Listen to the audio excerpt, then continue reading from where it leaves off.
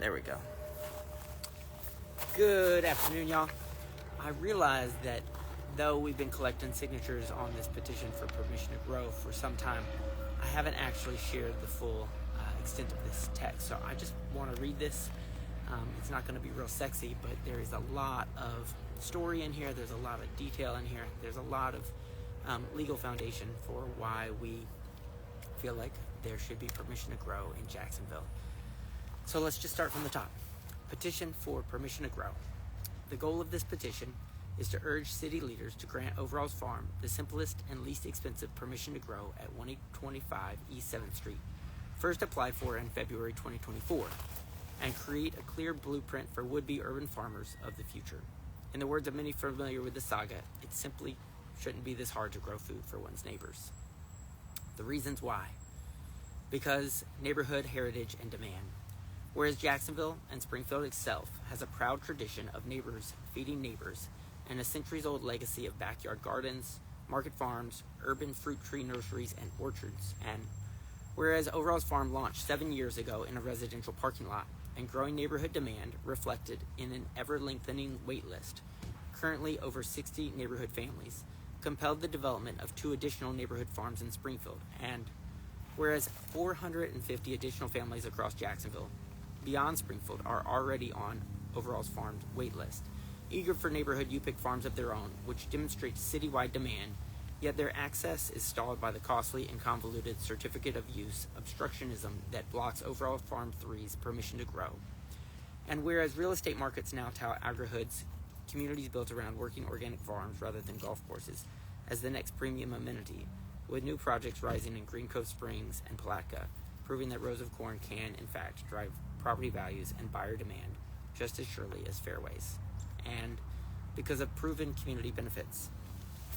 Whereas Overalls Farm's unlimited urban U-Pick fee-for-access model now serves 125 Springfield households and has hosted more than 100 family-friendly social, educational, and recreational gatherings, including regular gardening workshops, a monthly community dinner series co-hosted with Just Food Network and Neighborhood Commons, aka Greens and Beans, formal and self-guided tours with interpretive signage, weekly youth farming lessons with Sanctuary on 8th Street, operational workshops with Black Church Food Security Network, the 32209 Experience, and Wealth Watchers, and regular farm church services led by the Well at Springfield, thereby functioning in practice as a neighborhood community center and non-accredited trade school.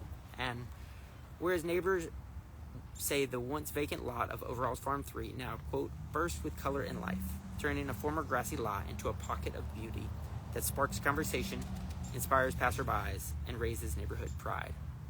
And whereas activating the space as a neighborhood farm invites daily foot traffic, encourages short walks for fresh produce, provides a walking tour destination for neighborhood guests, adds welcoming eyes on the street that deter crime, absorbs stormwater runoff, provides no public cost green space that mitigates urban heat island effects, increases physical activity, social connection, and stress relief. And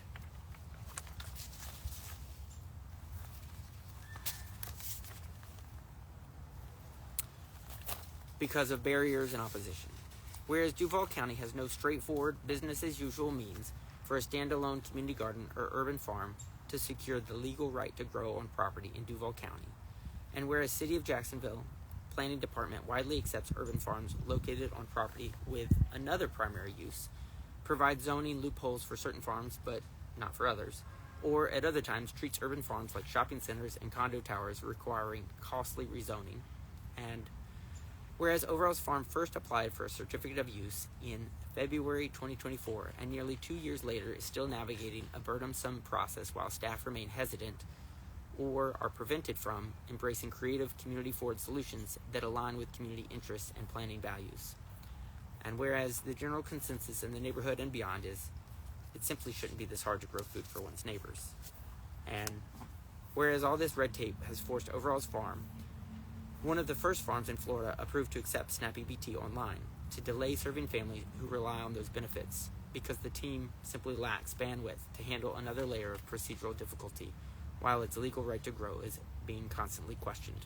And whereas a few neighborhood leaders encourage planning staff and political representatives to guide Overall's Farm away from applying for a COU by right and by exception, and instead pursue the Planned Unit Development, or PUD process, requiring a $5,000 application fee, a land use process often reserved for major projects like the Phoenix Art District or Town Center. And whereas a trusted source reported on 6/4/2024 that one neighborhood leader had signaled their intent to personally hire legal counsel to oppose Overall's COU application because it would, quote, set a bad precedent, attempting to pressure Overall's Farm into the PUD process. And whereas the planning department began recommending the $5,000 PUD only after the concern of bad precedent was raised to city officials by the individual leaders mentioned above, and this expensive, site-specific, one-and-done rezoning path provides no positive precedent for other would-be urban farming entrepreneurs or future neighborhood Overall's farms, effectively setting a high financial hurdle for all future urban ag in the city, which stymies the vision of replicating the model across Jacksonville and the Southeast. Whereas the Board of Springfield Preservation and Revitalization has not yet taken an official stance on Overall's Farm 3, however, over 340 neighbors have signed this petition, and 11 iconic Springfield business leaders have submitted letters of support to planning. And because of policy and legal foundations. Whereas during COVID-19, Florida Executive Order 20-91 classified both food and agriculture and other community-based operations as essential services. And whereas Downtown Vision's Placemaking Jacks program now invests hundreds of thousands of dollars to activate third spaces that draw people together for culture, commerce, and community, confirming that places where neighbors gather around fresh food and shared learning are already treated as critical civic infrastructure. And whereas diet-related diseases now kill more Floridians than faulty plumbing ever did, making access to fresh, local food every bit as essential to public health as clean water and paved streets. And whereas Florida Statute 823.14, the Right to Farm Act, expanded by Chapter 2021-7, Laws of Florida, Senate Bill 88, to shield farms in urbanizing areas, together with Florida Statutes 570.85-89, Agritourism Act, the Vegetable Garden Preemption, Florida Statute 163-3162, which is the Agricultural Lands and Practices Act, as amended by House Bill 211 in 2025, confirmed that food cultivation, even inside city limits, is a protected public good rather than a nuisance. Whereas Jacksonville's comprehensive plan demonstrates a consistent commitment to neighborhood food production.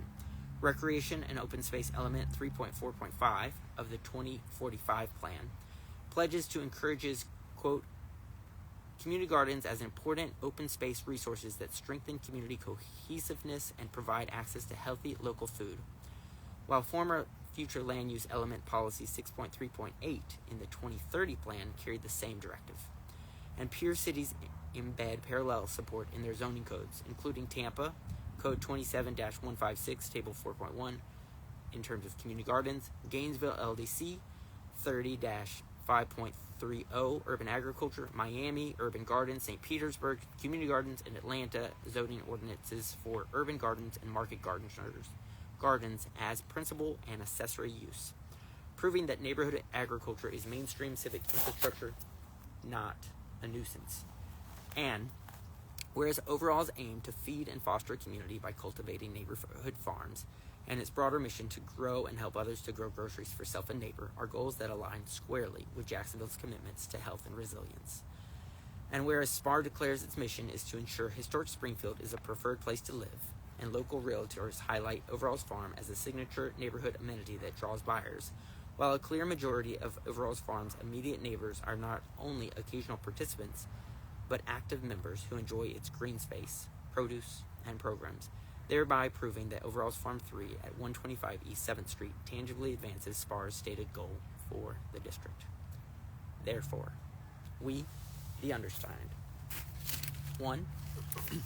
Urge the mayor to issue an executive order declaring that locally owned, community-rooted market gardens and community gardens are, quote, essential services vital to public health, neighborhood resilience, and placemaking, and to instruct all city departments to process such urban agriculture operations through a streamlined COU track. 2. Urge the Planning and Development Department, Historic Preservation Section, Code Compliance Division, and the City Council to grant Overall's Farm 3 and other neighborhood farms and community gardens that grow food and community side by side, the simplest, least expensive permission to grow. Approve Farm 3 COU either as an essential service, or as a community center, or as a non-accredited trade school, administratively and without PUD level fees or hurdles. Or provide written recognition that Overall's Farms operation is entitled to Florida state level preemptions from local limitations on bona fide agriculture. 3. Urge the City Council, in coordination with the Planning Department, to support a Free to Garden Act, which will add market garden and community garden checkboxes to the COU application process across all zoning districts, and update Chapter 656, the Comprehensive Plan, and related land use and business licensing code so future urban farmers and community gardeners can focus on carrots, not courthouse paperwork. 4.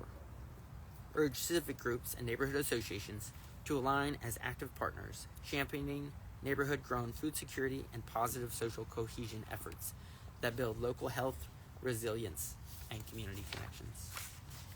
In signing, we stand for garden-grown goodness over government gridlock, fresh food over vacant lots, and neighborhood-powered progress over pay-to-play politics.